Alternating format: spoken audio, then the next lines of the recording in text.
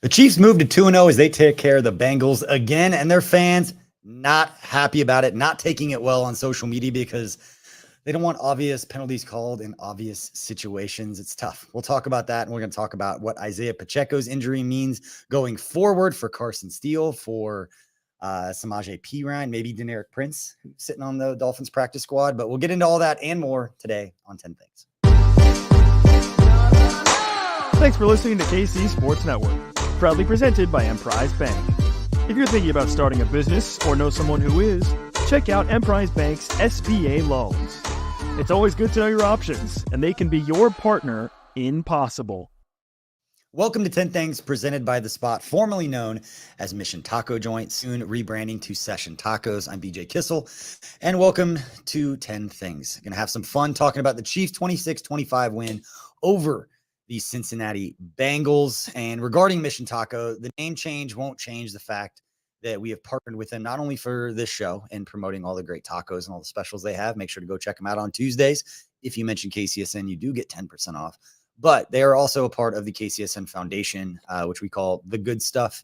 And the reason that we love Mission Taco so much is that they help us provide meals each month to Hope Faith Ministries homeless shelter. We're starting that back up this season here. Next month, we're going down every month, providing meals to the homeless shelter, serving those with our friends over at Mission Taco Joint, and soon to be called Session Tacos, because the Mission Tacos tortilla company sued them and said that you can't use that name anymore. So they're not, after 7 years being under Mission Taco Joint, they're changing their name. But again, we appreciate them for partnering with us on the good stuff with the KCSN Foundation. So make sure to check out Mission Taco Joint. Great tacos, great people. All right, let's get into the 10 things I'm thinking about right now. We're not going to waste any time getting into this because there is a lot to get to. If this is the first time listening to the show, you've got a lot of me talking. I apologize. Try to provide as much information as we can during this show, but also just a little bit of perspective. I was out at the game yesterday with my family. Charlie Rogers saw you at Arrowhead, section 123 with dad and son. We were over in section 122. Very hot yesterday. It's probably one of the hottest games. If you're watching on YouTube and you see my face looks bright red and shiny, definitely sunburned. Did not expect a late or mid-September game, I should say, to be as hot as it was. I know it said 87, but it felt like it was 187 degrees out at Arrowhead. But a lot to get into with this game, and some observations from being there in person, and then just things that I took away from watching. I haven't had a chance to go back and rewatch the game yet as we got back late, but curious. And if you're watching again live on YouTube, please send us some questions, comments. Tucker's hanging out with us, producing this thing, so he'll hop on and share some stuff as well. But yeah, let's get into this. The first thing I want to get into is the pass interference penalty. Is the play that set the internet ablaze with Bengals fans and Chiefs haters alike trying to convince themselves that an obvious pass interference call shouldn't be called because it was a tough situation, and it stings even more when you have a bad call against you in a big situation. But yeah, I mean, stop breaking the rules. There's going to be multiple Liar Liar movie references in the show, Tucker. That movie came out before you were born. But one of them ones when he is this like, son wishes that he can only tell the truth. So he has to tell the truth whenever questions asked. Right.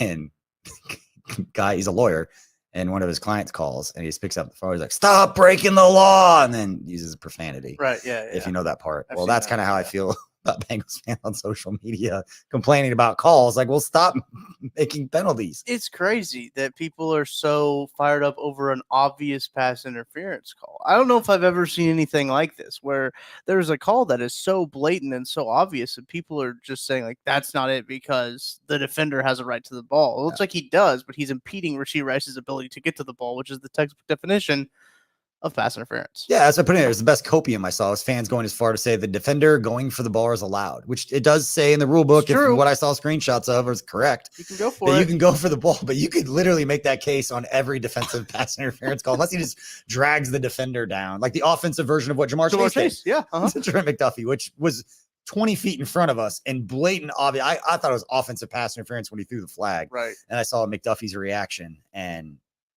just bad. And I'll give this.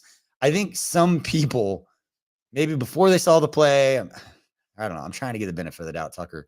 You shouldn't, though. But the people that are saying, that are comparing that to the Hail Mary end of game calls where people run into each other, that was not this. Correct. I will agree that you can be a little more lenient on the 50-50 Hail Mary from thrown up where there's 8 guys all jumping into each other. Yeah. A little bit different. We saw DeAndre Hopkins once came down with the ball over everyone.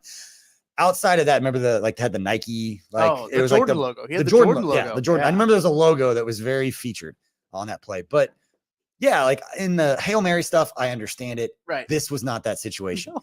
And if the situation was reversed and the Chiefs wanted that call and didn't get that call and it was going against them, nobody would say a word. Correct. Nobody outside of Kansas City would be complaining that the Chiefs got screwed on that call. So again, it is the fact that it was in a tough situation. And yeah, Jared Steele, we've broken their brains. They hate us so much. They literally can't think clearly. That's what this is. Yes. And that's the beautiful part about this. And it rolls into my next thing is this is our villain era.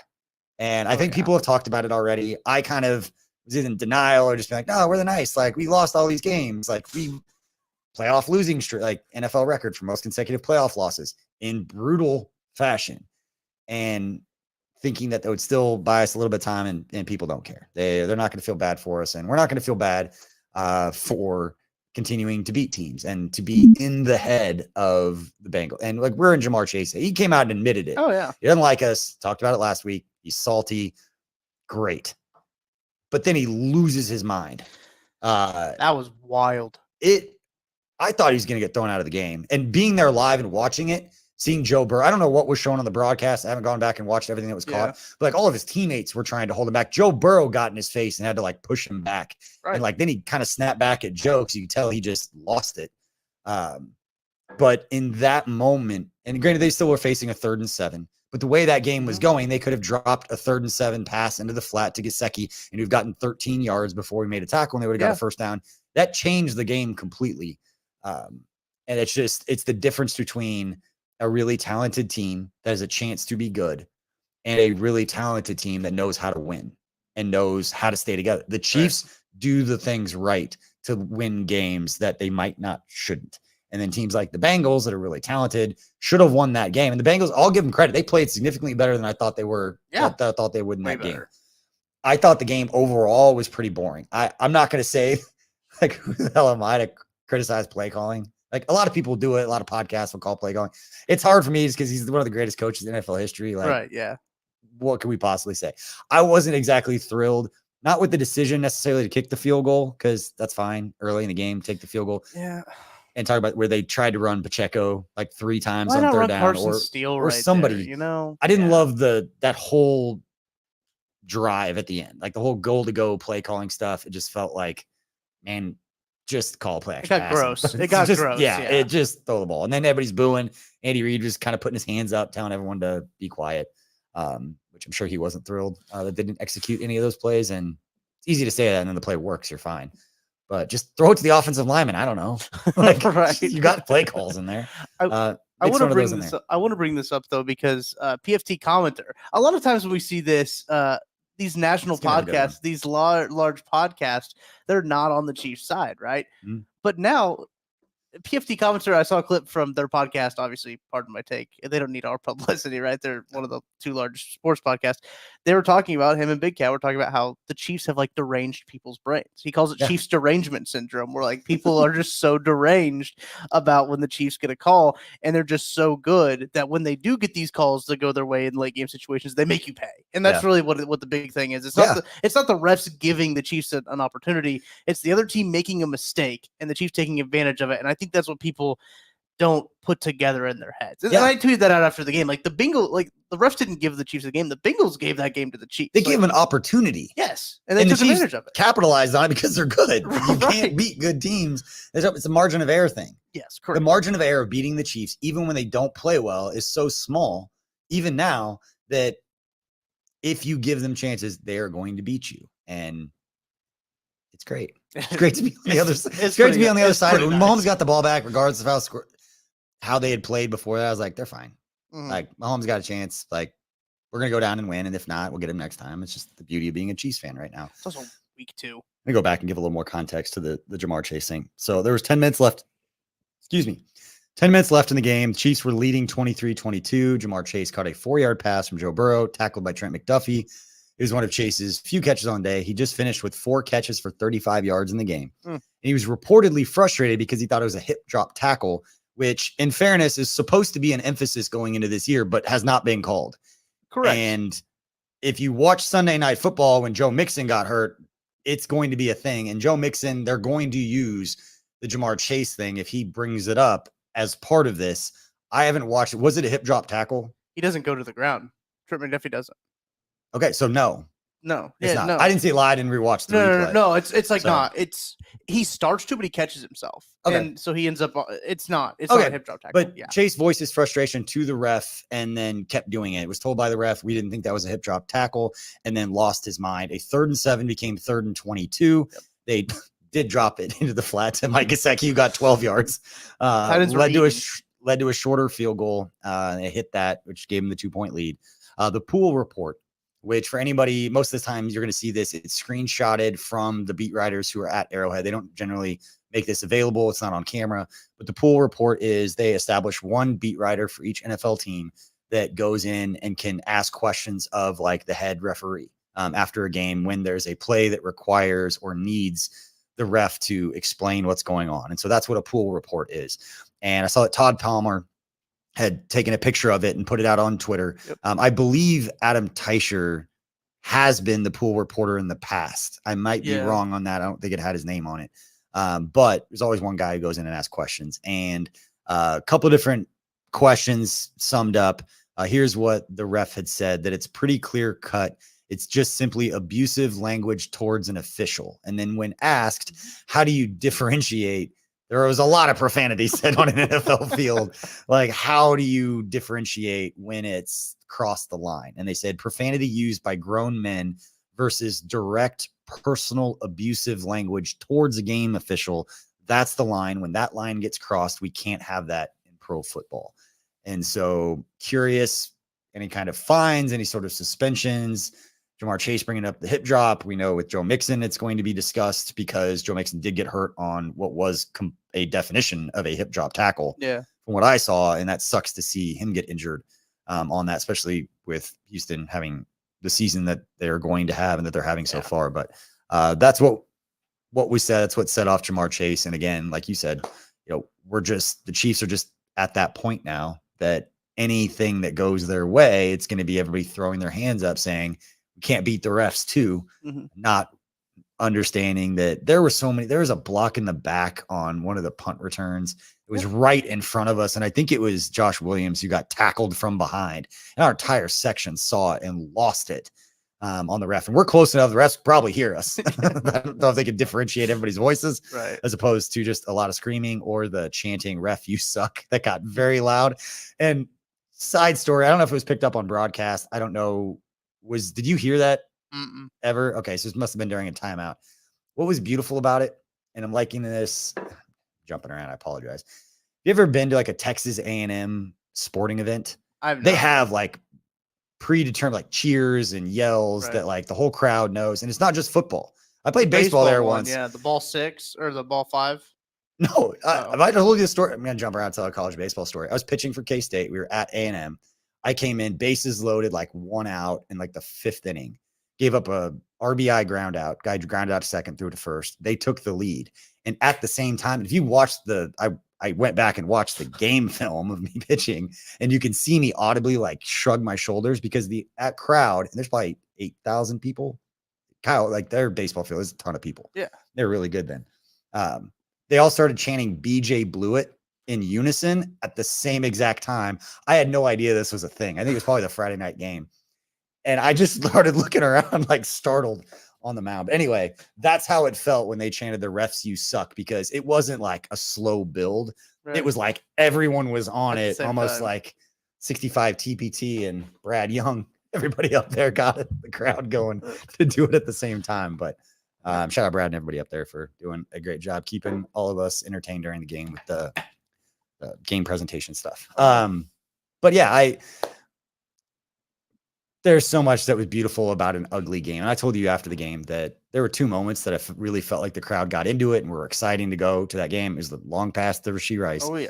And then the the scoop and score. Mhm. Those are the 2 plays that it really felt like we're into this. The rest of it was just kind of meh.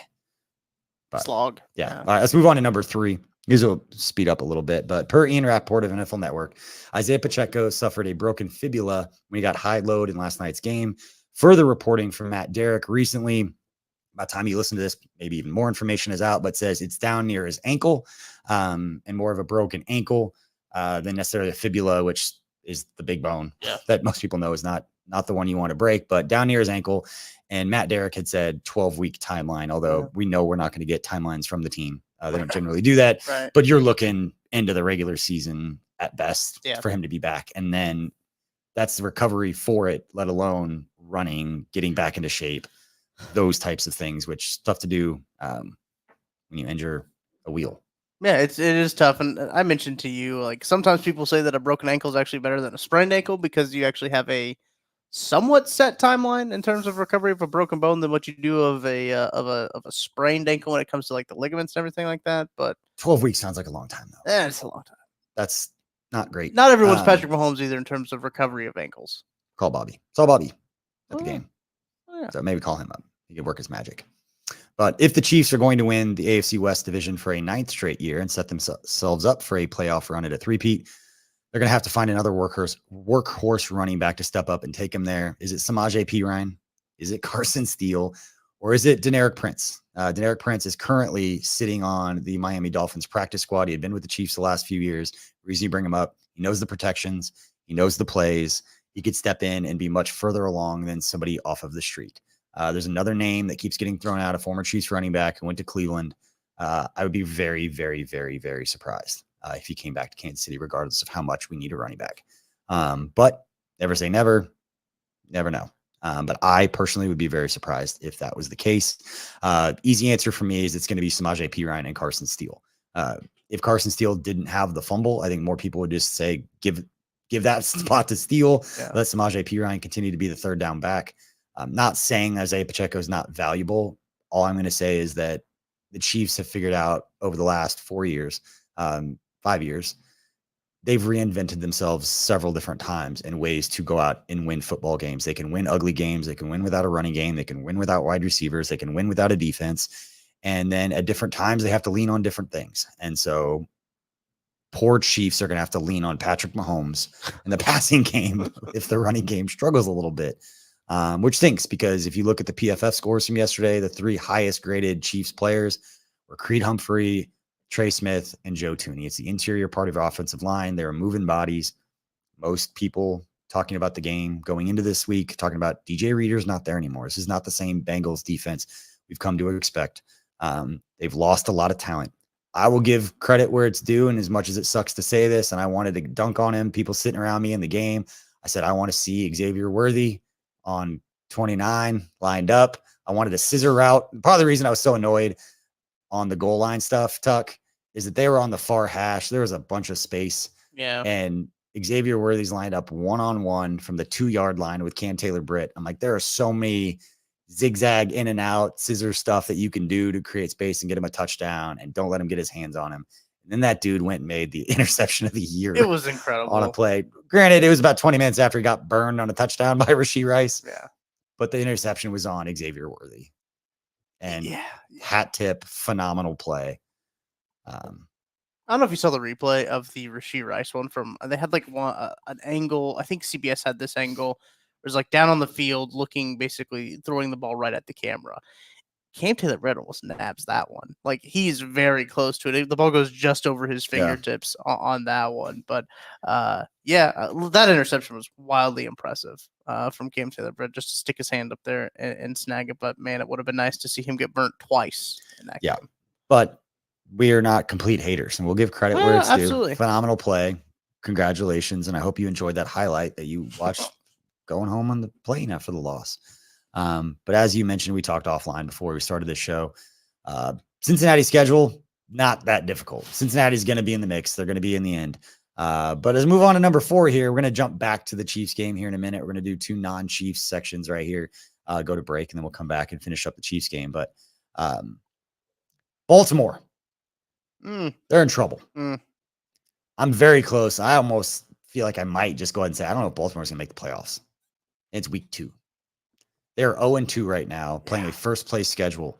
And again, if you listen to me last week, I mentioned Baltimore had to win this game against the Raiders just because you don't want to be 0-2 and their next 3 games are against the Cowboys on the road. And granted, Cowboys didn't look good. They got smoked by the Saints, which you could say maybe they're not very good or they're going to be pissed and ready to play. Because it fits my narrative right now. I'm going to say they're going to be pissed and ready to play.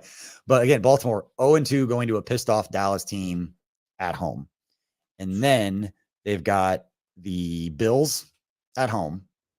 Good Bills team. That's Josh Allen and then some other guys. And then the Bengals. Yeah. So you have to go 2-1. Yeah. And then throughout the rest of the schedule, first place schedule, not even including their division, Bucks, Texans, Chargers, and Eagles. Baltimore's got a very, very tough road ahead of them. And if they don't go 2-1, if they go 1-2 and all of a sudden they're 1-4 and they still have the Bucks, Texans, Eagles, Chargers, that's a tough uphill battle, especially when they're going to be chasing Cincinnati, who doesn't have that kind of schedule. So between that and then Minnesota beating the Niners and then the Cardinals walloping the Rams. Yeah. This is why we love football. Yeah. You just never know what's going to happen any given Sunday. There's no guarantees right now outside of if you keep giving the Chiefs chances, they're going to beat you. It's about the only definitive thing in the NFL right now is that. Yeah, sorry, I was responding to Ruben in the comment section. Gotcha. About you're double dipping. Yeah, no, I'm trying to talk with the people in the chat as well. But yeah, just looking at the Bengals schedule too. You mentioned the Ravens one, like they've got to win games. They've got the Commanders, Panthers, Giants, like bad teams, like really bad teams that really helps them kind of propel themselves into the race for their division. And look, I think the AFC North is the best division in the AFC. The Browns have a really talented roster. Sometimes their quarterback holds them back. The Steelers, Mike Tomlin is always going to have that team 500. And the Ravens and the Bengals, also very good teams. And all of those teams play each other all very tough too. So if Bo Nix was better, could maybe say the AFC West.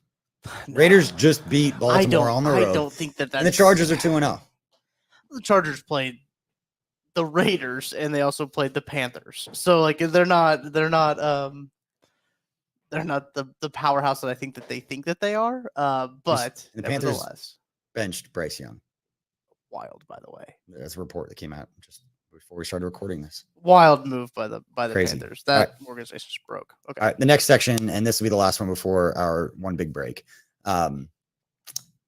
And the only reason I'm making this a section is because I talked about this last week and it was a pretty much of a letdown. So I'm wrong about a lot of things and I'll admit that. I thought Caleb Williams and CJ Stroud, I didn't think it was going to be like a phenomenal performance, but I thought the platform had set up to have one of them be kind of like it be a moment for them on national TV.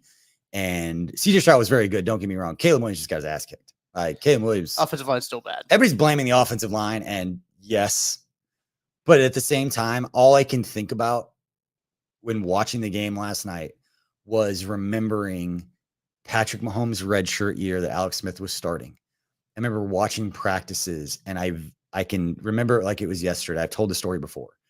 It was an OTA practice. They weren't in pads, but they were throwing all kinds of blitzes at him. And again, this is the year he was drafted. He was not playing this year or getting ready. Alex was still starting. It was that first spring where Alex is the guy, but everyone's kind of watching Mahomes. Here's the guy, the future. But I remember Mahomes threw an inaccurate pass and came off to the sideline, and a couple of the coaches came up, high-fived him. They were celebrating. And I just made a mental note. And then after practice, did his podium and I walked off the side. Asked him a couple questions and I'm like, hey, I saw you after one of your throws, threw it in the flat. It wasn't an accurate pass, but you were celebrating after. I go, whoa, what happened? And he goes, I just got the protections checked right. Because the way that they developed quarterbacks and the way that they developed him was you learn protections before you learn anything else. Yeah. You can get the protection set based on the look, blitz, calls, slides, number, whatever it is. I'm not going to pretend to know. I can repeat the words that people tell me and what's important in this stuff.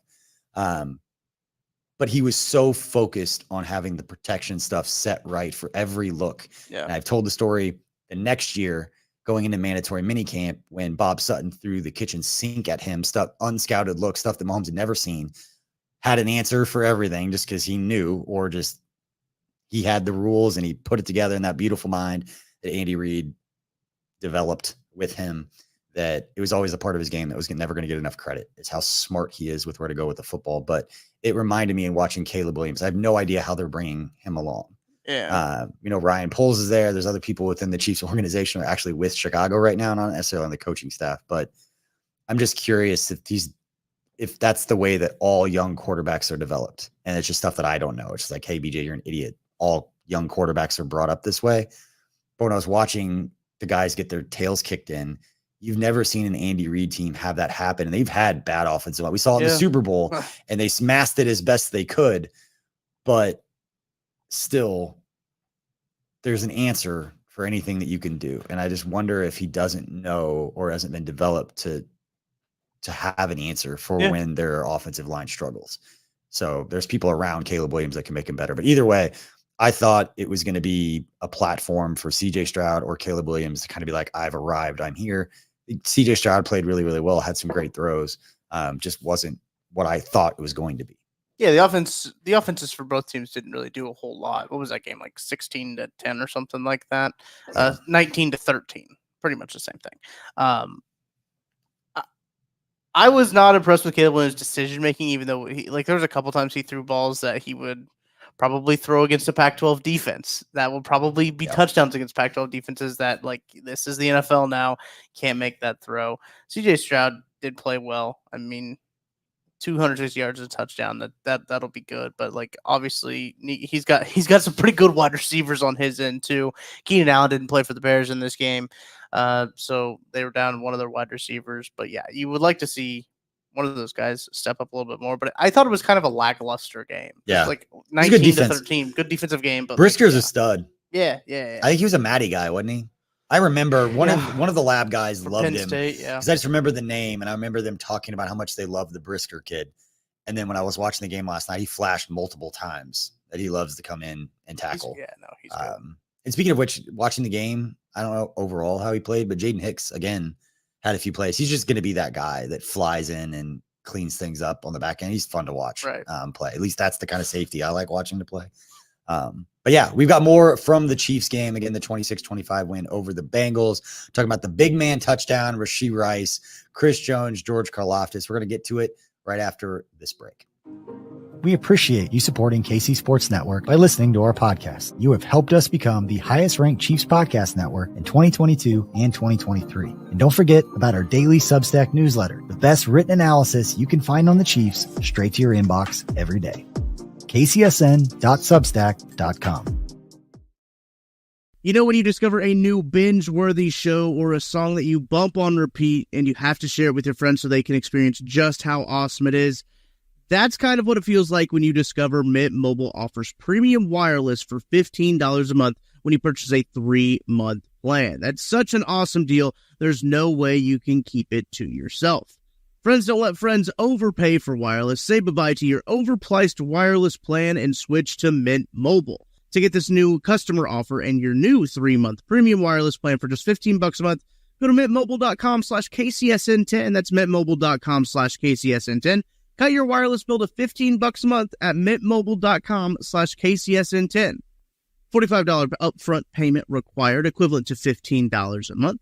New customers on first 3-month plan only. Speed slower above 40 gigabytes on unlimited plan. Additional taxes, fees, and restrictions apply. See Mint Mobile for details.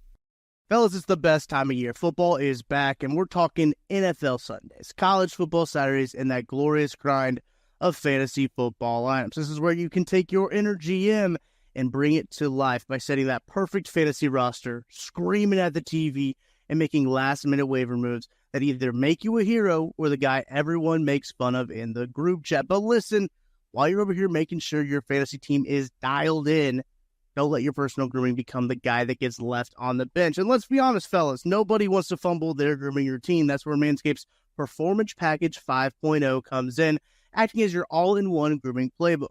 From keeping things sharp below the waist with the Lawnmower 5.0 Ultra, to taking care of those rogue nose and ear hairs with the Weed Whacker 2.0. Join the over 10 million men worldwide who trust Manscaped and get ready for kickoff by heading over to manscaped.com. Use the code KCSports for 20% off plus free shipping. Trust me, you'll be drafting the real MVP of grooming this season. Get 20% off plus free shipping with the code KCSports at manscaped.com. That's 20% off plus free shipping with code KCSports at manscaped.com. Stay on top of your grooming game and be ready for anything the season throws your way. Welcome back to 10 Things here on KC Sports Network. I'm BJ Kissel. Appreciate you for hanging out with us. We went through some of the first half of the show, went through some of the top storylines that people are talking about. Obviously, the Chiefs being in their villain era, Jamar Chase losing his mind, the pass interference call, and then a couple of things happening around the league that I thought were pretty interesting, and the reasons that we love football. As much as the good teams, that are going to be good, there's always a few surprises, and then from week to week, you never quite know. Those other guys are professionals too. So as case in point, the Arizona Cardinals just throttling the Rams, the Vikings beating the 49ers, just a lot going on. But let's move on to number 6. This was a fun one. The third quarter of yesterday's win over the Bengals, Wanya Morris reported as eligible on 2nd and goal from the 1-yard line. Mahomes then completed a pass to Morris for the touchdown reception, marking Morris's first career touchdown and putting the Chiefs up 17-16 at the time. The last time the Chiefs recorded a big man touchdown in the regular season was on September 28th, 2020. When Tucker, who was it? I'm reading it, so I can't answer it. All right, it was Eric Fisher catching a 2-yard touchdown pass from Mahomes in Baltimore, helping secure that 34-30 victory. And then Nick Allegretti, that's the one I remembered, caught a big man touchdown in the postseason, catching a 1-yard pass from Mahomes in the AFC wildcard game against the Steelers on January 16th, 2022. I was en route to a 42-21 victory over the Steelers. I was complaining earlier about the red zone. That first drive ended up with the field goal. They should have just thrown it to an offensive lineman or one of their cute plays from the 1930s. Well, they did do that one play. I think that was the same drive where Travis Kelce ran backwards like 5 yards to then catch a ball, which was then. They've done that before. It's considered a rush. Actually, it wasn't a catch, but it was technically a lateral. It was technically a rush. Yeah. For Travis. Yeah, there wasn't. Yeah, didn't have the same explosion getting in there. You know what? He kind of looks like. Looks like he's maybe Father Time might be catching up with him a little bit. We say that now, and then he's going to have like 130 yards. In like some I'll big gladly game be at some wrong. point. I'll gladly be wrong about that. But these first 2 games, I do think the defenses are like trying to take him out of it and make sure that he's not the reason that the Chiefs win. Third down, but he's bracketed. He's getting plenty of attention. They're putting guys next to him, not letting him go those like little choice routes. They're figuring out a way to slow him down. Yeah. But honestly, man, like I don't care. I don't care how many yards he has. Unless you use your fantasy tight end and you use the top pick or a lot of money in your auction on him. Shouldn't have done that. You shouldn't have done that. Yeah. It has nothing to do with Kelce. I could care less if he ends up with 300 regular season yards. He's going to catch 3 third downs in the Super Bowl. They're going to help us win a three-peat, and everybody's going to be happy about it. Yep. I could care less how many yards he has. He's a first ballot Hall of Famer. He's the greatest tight end to ever play. We are not at a point where numbers matter at all to that dude. He's going to help the next guys. He's going to help Noah Gray, who just got paid. He's going to help Wiley, who's stepping in and hopefully helping Hendershot, Patrick Mahomes' bodyguard. He got fined. Yeah. He probably shouldn't have been fined. But well, yeah, he's going to get fined, but I really wish we'd find some story that like somebody else paid it. Patrick Mahomes paid the $5,000. That's his entire game check. Right. I saw he was active on game day. Is that the first time he was active? Yeah. Well, do you know the part of the Chiefs like stipulations like he can only be active like 3 times and they'll give up a pick. So okay, they're burning already one of his 3 active. Part of my brain is I'm not very smart. I was just hoping that they made him active just to get him a game check so he could pay the fine. Honestly, though, like, it could have been. You're going to play 15. You're going to play 5 special team snaps, and then you can get a game check so you can go pay your fine. I need to look up the conditions of the Hendershot Chiefs trade because the conditions are legitimately hilarious for a conditional 7th round pick. Like if he's not active for like 3 games, the Chiefs don't have to send the 7th round pick or something like that. It's funny. It's legitimately all right, funny. While you're looking that up, we'll move on. Number 7, we'll come back to it. Rashid Rice continues dominance. Rice caught a 44-yard touchdown pass from Patrick Mahomes for his second reception of the day, capping off a 6-play, 70-yard scoring drive to tie the Bengals at 10-10 with 8:57 left in the second quarter. He finished his explosive day with 5 catches for 75 yards and a touchdown. It was great to see Rashid get vertical. There's been so much across the middle, the slants, the squares, the digs, that kind of stuff, and to see him get down the field vertical to make a big play like that. And I saw somewhere, at least on Twitter, and maybe that was incorrect, and that's why it's not in here, that it was his longest reception of his career, or maybe the longest touchdown reception of his career. But that was listed somewhere on social. But maybe it's not I would here in the believe game longest notes. air yard. I'd believe that'd be his longest air yard catch, but again, that would have to be. I'd have to double check that. All right, moving on to number 8. Chris Jones teams up with George Karlaftis for the sack with 5 minutes left in the second quarter. Jones and Karlaftis were able to wrap up Bengals quarterback Joe Burrow on third down for a loss of 3 yards, forcing a Cincinnati field goal. The duo's efforts kept the Chiefs in striking distance at 13-10. Jones now has 1.5 sacks on the season and brings his career total to 77. Karlaftis celebrated his first sack of the season with a half sack takedown, bringing his career total to 17. With his half sack on Sunday, Chris Jones now owns 77 career sacks, like I said, ranking 5th in team history dating back to 1982. He already owns the franchise record for most sacks by a defensive tackle or nose tackle. He now needs 2 sacks to pass Justin Houston for the 4th most sacks in franchise history. Wow. That is pretty freaking cool.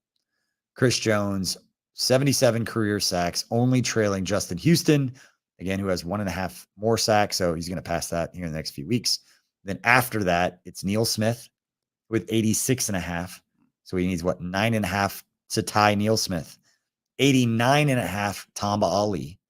So he needs 13 sacks going forward the rest of this year to pass Tamba Ali to be 2nd in franchise history. And then the all-time leader for the Chiefs in career sacks, not a surprise, Derek Thomas. Yeah. 126.5. But Chris Jones' extension, he stays healthy. It's only a matter of time. I said going into this season that I felt like from a narrative standpoint for like Hall of Fame cases, 3 people on the Chiefs right now, first ballot Hall of Famers already. Their careers ended today.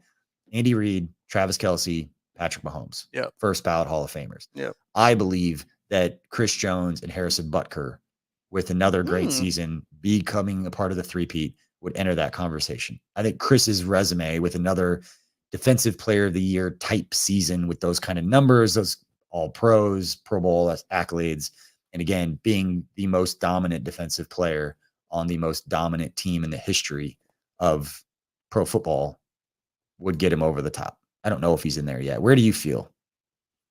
Where do you land on this? Chris Jones, case for the Pro Football Hall of Fame. I think he's on the outside looking in, but I don't think it's that far away if he has another big season.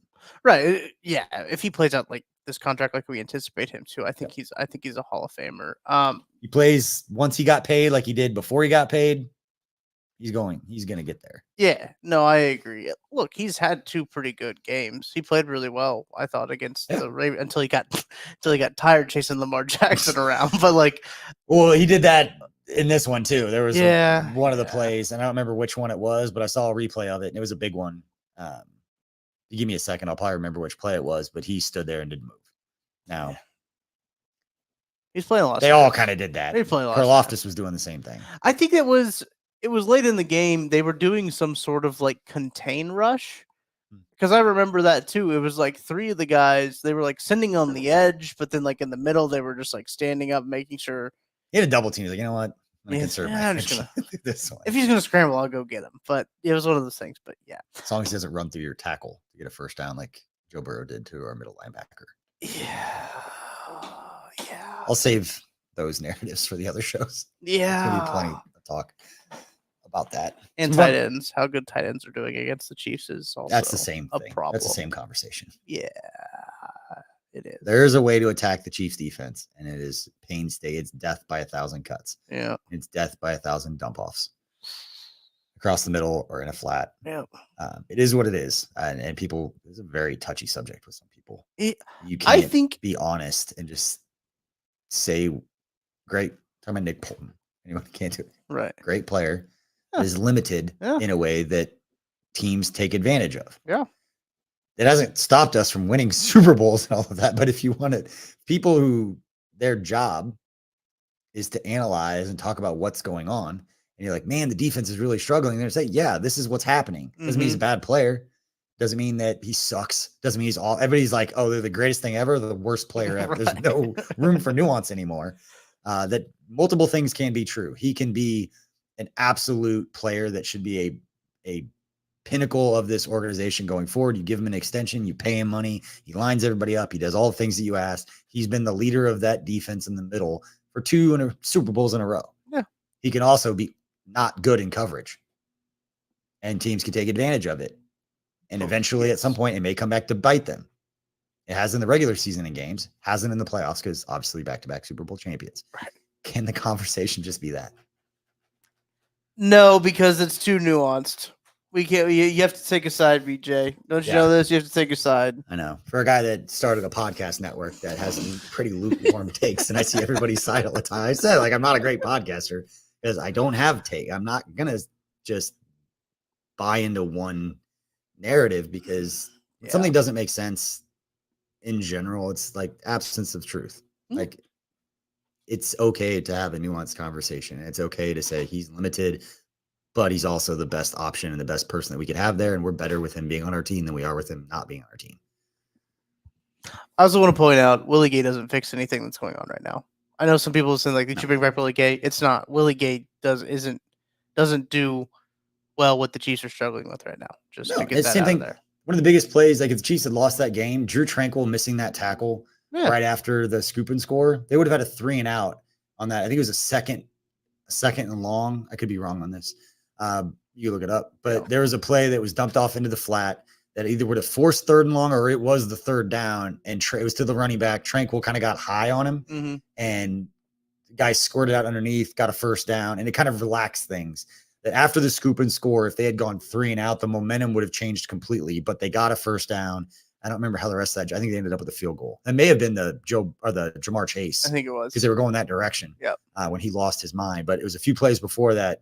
Tranquill, great player, value add, would have been a huge play if the Chiefs had lost. Looking back, like he makes that tackle, changes everything. Yeah, he hasn't had the best start of the season either.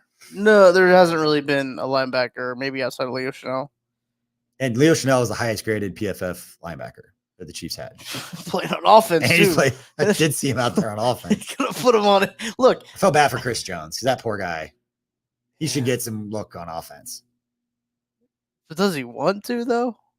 Well, years ago, he did. I don't know at this point in his career if he wants to. So I need Colin Saunders.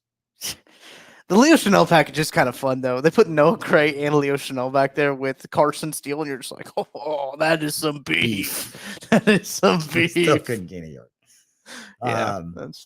That's still the only short yardage play we have is that freaking inside handoff. And Mahomes almost fell on it. Yeah. It's like, how can you trip over your feet? We run that play all the time. Yeah. It is our go-to play. And I'm going to lose my mind when we run the counter pitch off of it again because I've been waiting for it since 2014. It's going to be Leo Chenal's going to be getting the pitch is who it's going to be at this point. I love it. All right.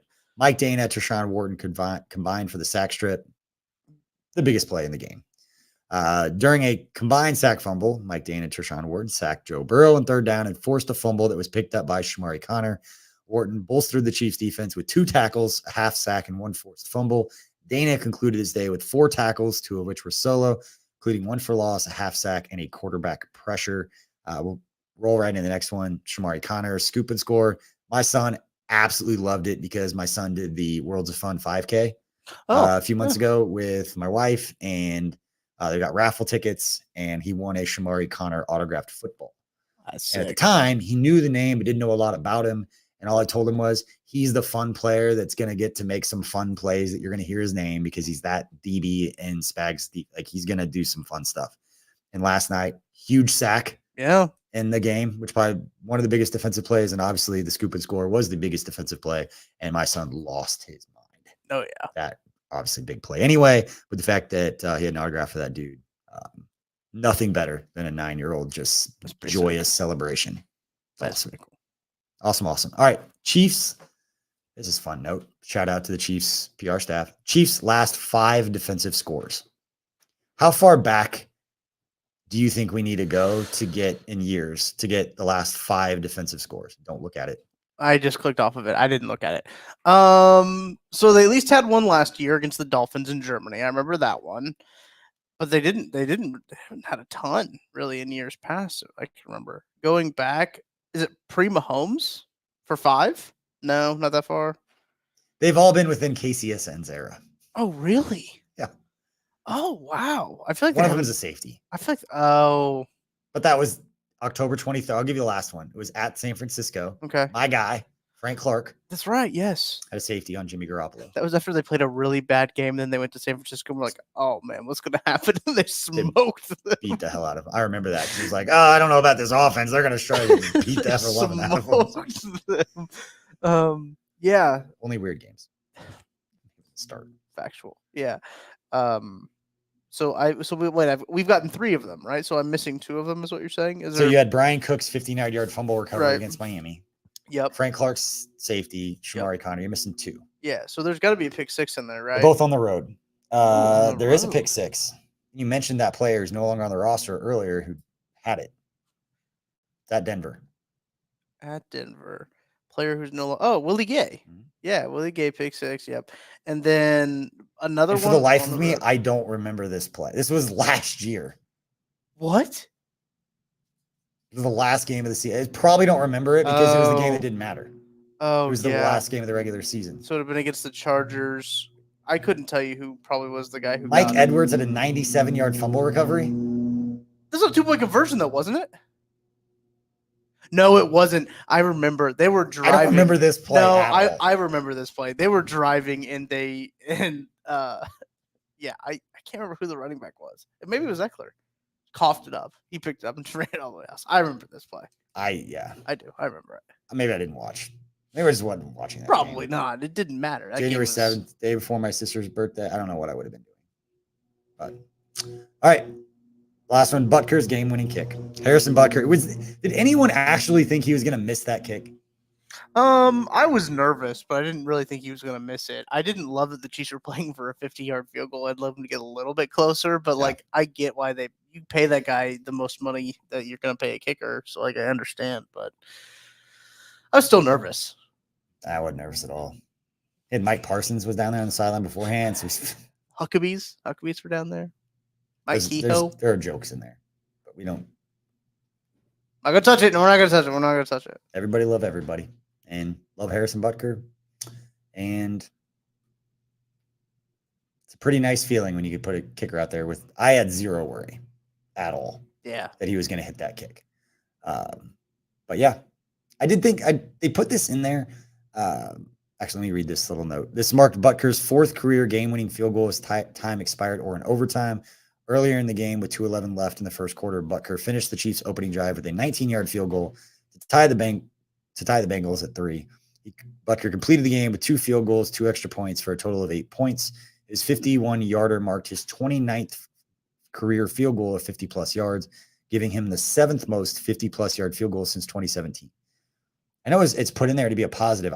If you would have told me where does Butker rank on 50-plus yard field goals since 2017, I would not have said lower than 6th. He was 7th. I wouldn't have said lower than 3rd. Yeah, it feels like every field goal he hits is like 50-plus. Right. But again, Matt Prater has the most with 44. Okay. And Brandon McManus, Kaime Fairburn, 3 last night in the game. Chris Boswell, Greg Zorloin, Justin Tucker. Greg Zorloin. I would have said Justin Tucker. Yeah. Maybe McManus. Since 2017. So. Yeah, that's weird. Info for you. And then the last thing, which is a bonus. This wasn't on the list, but we didn't talk about it. It was Kingsley Suamatia getting benched. Saw it live, saw him get yanked out. No, Andy Reid was talked about it and just said he'll be fine. I was actually really impressed with the way that Kingsley addressed the media after the game. It's a 21-year-old kid who got put on an island against one of the best edge rushers in football in a big-time game, and he got beat. Nobody's going to step in and dominate at left tackle right away and not develop. He was not a finished product, so you're going to get your lumps. He got his lumps. I thought it was really good that we had Jeff Schwartz on after the postgame show. We had him on. We were just talking about Kingsley and everything like that and his protection there. And Look, what's really interesting is people will always say, like, how come you're not sending help there? How come you're not sending help? Well, if you didn't practice help all week, it's kind of tough to send it out there. And number two, Jeff said, look, if you're not anticipating a chip and you get a chip, it sometimes makes it harder for you in terms of how everything is out there. But it was good to have him on the postgame show. If you guys haven't listened to that, go back, listen to that. It's at the top of the show. First 15 minutes, Jeff Schwartz comes on, talks a little O-line, and gives his impressions on the game. But yeah, I thought that was really insightful to have him on there, just talking about the intricacies of the offensive line and benching him and kind of what all that means. Yeah, be interesting to see how kind of the reps are split up throughout the week. The media is not allowed to watch practice during the season, anything beyond just stretching. So Right. The media won't get a look at, and technically based on media reporting rules, unless they've changed, technically you're not even allowed to say who's working with the first team, second team. It's part of Correct. the rules of things you can't report. They do it anyway. But that's more in the off season. Mm-hmm. This is a little bit different and would definitely be providing information to the Falcons that you don't want to provide that kind of information to them. So we might not know until about an hour and a half before the game when they line up on the field and the beat writers are watching to see who's lined up in pregame at those spots to see if it's going to be Wanya Morris or is it going to be Kingsley back at left tackle. It'll be interesting to see how that's handled, but again, not going to be too discouraged about a non-finished rookie not being better against Trey Hendrickson, who had 17 and a half sacks last year. He's a great player. And I agree with you on the whole, well, why don't you just chip? Why don't you just keep somebody in? Changes the offense. The way that Andy Reid's offense goes, you put somebody in a certain spot to affect the defense in a certain way to create space. If you're holding somebody in, then you're not moving someone defensively based on the route that you send them out into coverage, which affects other things. So I get that part of it, but yeah. And shout out to the fine folks at Holiday Distillery and Batchelor Family Farms for coming out to the tailgate that we had yesterday. Had a handful of people that stopped by. There's actually quite a few people. Haley Lewis was hanging out over there for a while, but shout out to them. Shout out to Batchelor for the food. I said this before, maybe just because I was hungry because my son had an early baseball game. We didn't eat a lot, and I got there. I ate like 3 of those burgers. Yeah, the best burgers I've had. They really are from Batchelor. And if you're in the Kansas City area and you want steak, burgers, beef, even bison meat, whatever you want, call Batchelor Family Farms. You support local businesses. You support family-owned local businesses. They've got a farm out in Belton. I've taken my kids out there. My daughter named one of the quail, named Chickadee. She wants to go back and visit her. But phenomenal family, phenomenal company, phenomenal meat. If you just want to get some great steaks, great burgers, call Brad Batchelor. Go visit their website at Batchelor Family Farms. And $250 order. You can buy your meat in bulk. But you buy at least $250, it's free shipping. Brad will bring the meat straight to your place and drop it off for you. It's free shipping around the Kansas City area. So great people. Again, down 3 of those burgers. We're going to have a couple more tailgates later in the season. I believe the Houston Texans game will be the next one that we have. Holidays out there serving drinks. Stop by. You can try out their bourbon. You can try out any of the drinks that they've got. You've got burgers, you've got free food, all this stuff. So it doesn't cost any money. Come hang out and sit there and talk a little Chiefs with you. I was hoping to talk a little bit more yesterday, but my son wanted to play catch. Can't say no to that. It's about the whole reason that I've done a lot of things in my life. Spend time with my family. So playing catch with my son at Arrowhead, he kept wanting to run routes. Some on 9s. He basically just wanted to practice the same play over and over and over again. We invented this play. He basically lines up, split off the ball, and he goes into motion. Okay. And we call hike. He runs it through like it's like a jet sweep. Okay. I fake it to him, and then he does a quick wheel. And then I fire it in before the safety comes over. So I can't lob that up. It is a whole shot. Because if you wait, that safety's coming over. It's kind of like Mahomes to Rashid Rice. You got to get it on a little bit of a line, get it over the trailing defender, but not underneath so much that the safety can come over. Very important. You're a big empty lot in lot J, the gold area before it filled up. We were running around out there. But again, shout out to Batchelor and Holiday. Great folks. Had a good time hanging out with the fam. Not a huge tailgate, not the lot J giant part. We're like the suburb. Like the lot J tailgate, have been to Arrow, the big lot J tailgate. That's like P&L. Our little tailgate was like the suburb. Like we're the Overland Park over there, or the Lee Summit for you Missouri folks, or the Liberty. Liberty, those that live up in Iowa. So if we have any questions or comments from the chat room, Tuck, we can take those now. But appreciate everybody for hanging out, whether you're watching live or listening to the podcast after the fact. If you do like this show and you like what we have going on at KCSN, please leave us a review. Apple Podcast, Spotify, YouTube, wherever you're at. We appreciate the feedback on what we have going on. And just know, and I don't think I've ever talked about this a lot, but it's funny to me. We have a lot of shows on the network. We have a lot of different personalities on the network. There's no expectation that every person is going to love every show and every personality. And the whole idea is that you will find a show with hosts that you like, and we can provide it for you. You can find it easily. A lot of our shows are very different from each other. Only Weird Games in the Lab are completely different from each other. And same thing with Matt Verderam and Haley's stuff and Amateur Hour and Sean Barber's show, 10 Things. Me just rambling for a while. All the shows are different. Hopefully you find one that you like. And if not, keep searching. And if not, there's a lot of other great Chiefs content out there for you. We're all friends in this space. And it's pretty cool that there's a lot of great options for Chiefs fans to get content from personalities they enjoy listening to. So we appreciate it. Do we have any questions or comments? Nothing that we haven't already talked about. Okay. Well, we appreciate everybody for hanging out. Again, please leave us that review. We've got more content coming up. We've got a live episode of The Lab coming up later tonight. I know they got the rundown all figured out now based on all the group texts. So good show there. And then obviously Only Weird Games and everything else going live tomorrow. And we'll have a regular week. Todd, first time this season. How about it? A regular week where we can get all our shows recorded and posted the times that they're supposed to go. Sunday Night Football this week too. Beautiful. Beautiful, beautiful. Well, again, appreciate all for hanging out.